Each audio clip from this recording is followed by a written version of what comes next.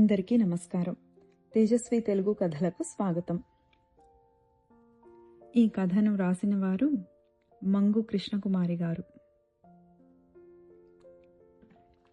సింగినేని గ్రామంలో పట్టాభి, జానకి దంపతులకి ఒక్కతే కూతురు ప్రశాంతి.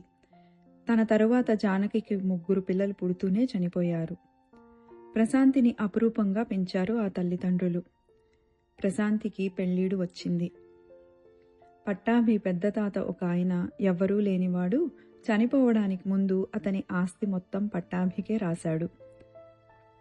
అతనే తన పెంపుడు కొడుకని తేల్చాడు. అలాగే జానకి తల్లి చనిపోవడంతో ఆవిడ బంగారం, ఇల్లు జానకి వాటా కింద వచ్చాయి.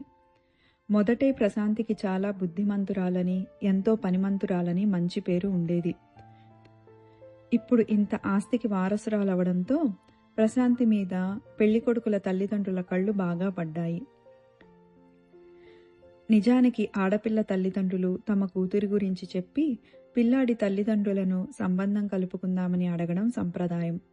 అయినా ప్రశాంతికి చెందబోయే ఆస్తికి ఆశపడి చాలామంది పెళ్లికొడుకుల తల్లులు వారే కబురు పెట్టడం మొదలుపెట్టారు. అలా వచ్చే పెళ్లి సంబంధాలలో పెళ్లికొడుకుల తల్లుల అంతరంగం పోల్చేసిన జానకికి చాలా కోపం వచ్చింది. వీళ్ళకి తన కూతురు కావాలి, ఆస్తి కావాలా అనుకుంది కోపంగా. ఆమెకి ఏ పెళ్లి కొడుకు నచ్చడం లేదు. ఒకళ్ళ ఇంట్లో మనుషులు ఎక్కువ, మరొక చోట పేదవాళ్లు, ఇంకొక ఇంట ఆడపిల్లలు ఎక్కువ, ఇలా వంకలు పెట్టడం మొదలుపెట్టింది. పట్టాభి ఇన్ని ఆలోచించలేక, ఎవరో ఒకరు మంచి మనసు ప్రవర్తన చూడు అన్నాడు భార్యతో. జానకి కోపంగా, మనకున్నది ఒక్కతే ఆడపిల్ల, అబ్బాయి ఎవరూ లేనివాడైతే మన ఇంట్లో ఉండిపోతాడు, మనకే అవసరం వచ్చినా సాయంగా ఉంటాడు అంది. ఇవన్నీ వింటున్న ప్రశాంతి వేరేగా ఆలోచించింది. తండ్రికి వరుసకి మేనల్లుడు అయ్యే కేశవుడు ఈ మధ్యనే సింగినేని వచ్చాడు. అతనికి గ్రామ కార్యాలయంలో కొలువు దొరికింది. ఉద్యోగం చేసుకుంటూ ఖాళీ సమయంలో అందరికీ సహాయపడుతూ ఉంటాడు. తన జీతం ఎంతో పొదుపుగా ఖర్చు పెట్టి మిగిలినదంతా ఇంటికి పంపిస్తూ ఉంటాడు. ప్రశాంతి తండ్రితో తన పెళ్లి కేశవుడితో చేస్తే తనకి అభ్యంతరం ఏమీ లేదని చెప్పింది. అందుకు జానకి మండిపడింది.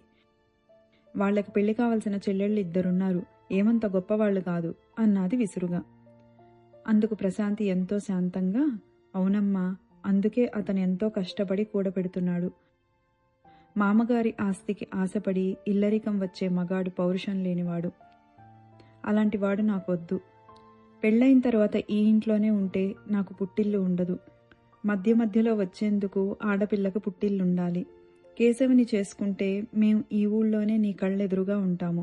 మా మటుకు మేము స్వతంత్రంగా కూడా ఉంటాము. అతని తల్లితో అతనితో మాట్లాడండి అంది. ప్రశాంతి నిర్ణయం పట్టాభికి చాలా నచ్చింది. ప్రశాంతి తనని స్వయంగా ఎంచుకున్నదని తెలిసి కేశవుడు సంతోషంగా పెళ్లికి ఒప్పుకున్నాడు. పెళ్లి చాలా ఘనంగా జరిగింది. కేశవుడి తల్లి చాలా మంచిది. అతని చెల్లెళ్ల పెళ్లిళ్ళు ప్రశాంతి, కేశవుడి చేతుల మీదుగా జరిగాయి. కేశవుడి మంచితనం, సాయపడే గుణంతో జానకి కూడా మారి కేశవుడిని కొడుకులా చూడడం మొదలుపెట్టింది. కథ సుఖాంతమైంది. ఇంత మంచి కథను మనకు అందించిన మంగు కృష్ణకుమారి గారికి నా ధన్యవాదాలు తెలియజేసుకుంటున్నాను. సర్వే జన సుఖినో భవంతు. స్వస్తి.